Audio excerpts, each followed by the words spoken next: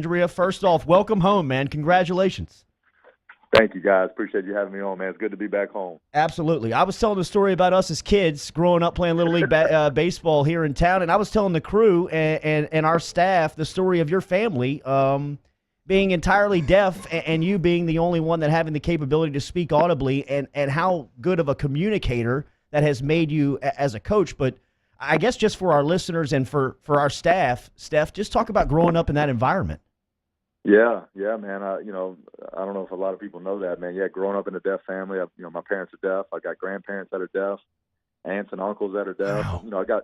I got some cousins that are hearing like me, but I have one brother. He's deaf. An older brother's deaf. So that was me, man. That's all I knew. And using sign language as a form to communicate with my family was the first language that I learned. And it's funny, people ask me all the time, when I started playing quarterback and that kind of thing.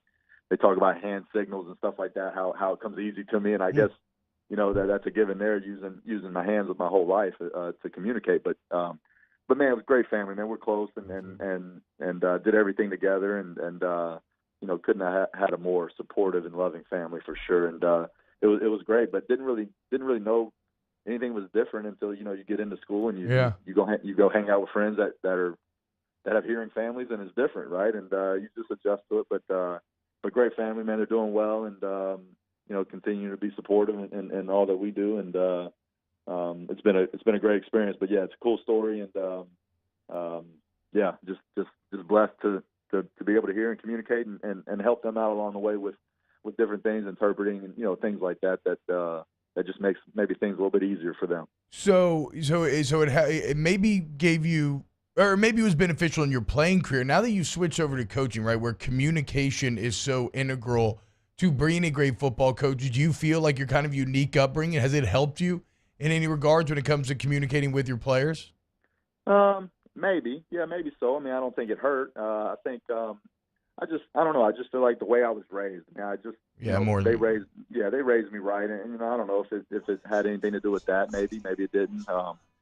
Just to treat people with respect and treat people how you wanted to be treated. And that's big to me. And I try to live by that every day and treat people right. And I do know that it allows me to have a story that can make an impact on young people. And if I have to use that as a means to connect with a kid and ultimately get the best out of him, for him to trust me and if I can relate to somebody using my story, man, why not use it and use that as a platform for me to reach out to others that might have differences in their families and that kind of thing, and know that, hey, man, I'm just like you, and this is what I had to go through and had to struggle with or whatever, and to relate to kids. If I can do that, man, then I'm going to do it and to help a young man out.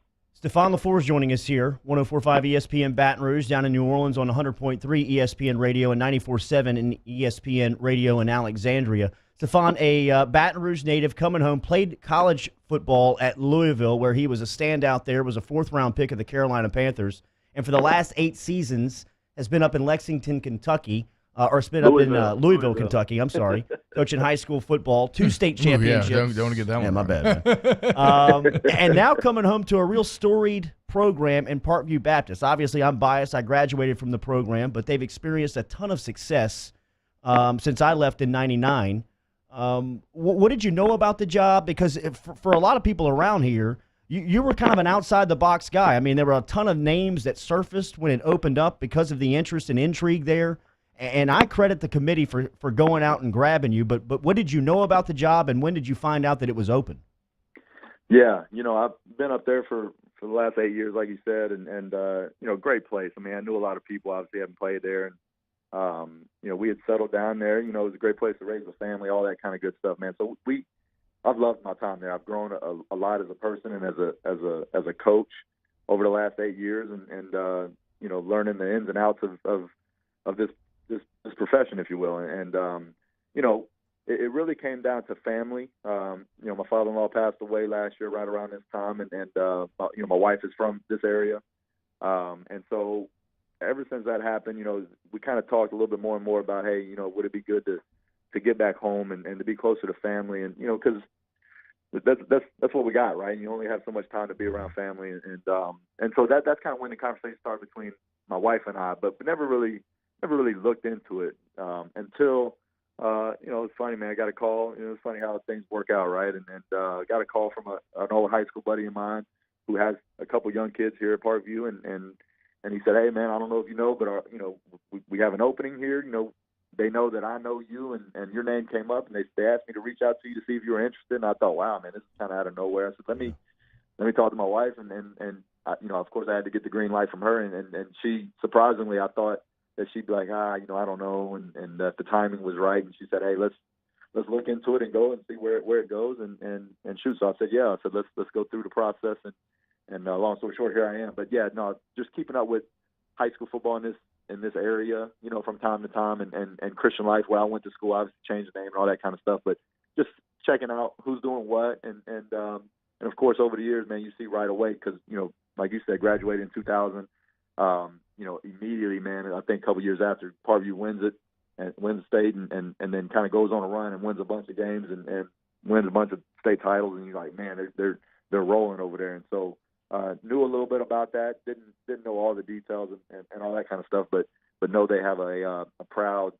tradition here, and something that I want to continue on and help grow and hopefully take it to the next level if that's possible, man. But yeah, it'll be a little different. It might look a little different, but the formula doesn't change. I mean, putting in that hard work in the weight room and in the off season, get bigger and stronger and faster and all that kind of stuff, putting in the work is going to remain the same. But I'm sure it'll be maybe a new look for a lot of people who have been used to what Parkview football has looked like for the last 20 years. Without question, one of the most successful programs in the state, seemingly in very good hands, is new head coach Stefan Lefors. Last one, Steph. And I'm curious, Eddie Bonine's a friend of ours. He's a friend of the show. I've got a lot of friends in your industry. I'm curious, why would you take a job coaching high school football in this state with the culture and the state of the association right now? Yeah, I didn't really look into that a whole lot. I really didn't, honestly, man. To me, it was what's the school all about? I know what Louisiana high school football is all about. I know the talent level here is great. It's important to people, around here.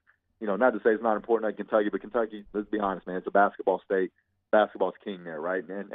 But that that's all good and well. But here, ultimately, it was about being close to family, being in an area that I'm familiar with, and being at a school that has the same visions that aligns with what I stand for in faith and family and academics and football. Because I've got two young kids. I want my kids to be in an environment that I agree with, right? That has people that are like-minded with me and to be an influence on them. And so all those things checked all the boxes, So the association, all that kind of stuff, the public-private split when they went to, all that's going to be different to me. So I'm still feeling my way around all that kind of stuff. But man, at the end of the day, if I'm able to do what I love, which is coach football and have an impact on young people in the game of life, if I'm able to do that at a place that has the same visions as I do, then, man, I'm going to do it. It doesn't matter where I'm at. Steph, for somebody that played the program and graduated from Parkview, man, it's good to have you back home and good to have you leading that place. Thanks for the time this morning, man. Hey, thanks, Jordy. Appreciate it, man. We need to catch up sometime. Please do. Absolutely. I'll link up soon. Thank you, man.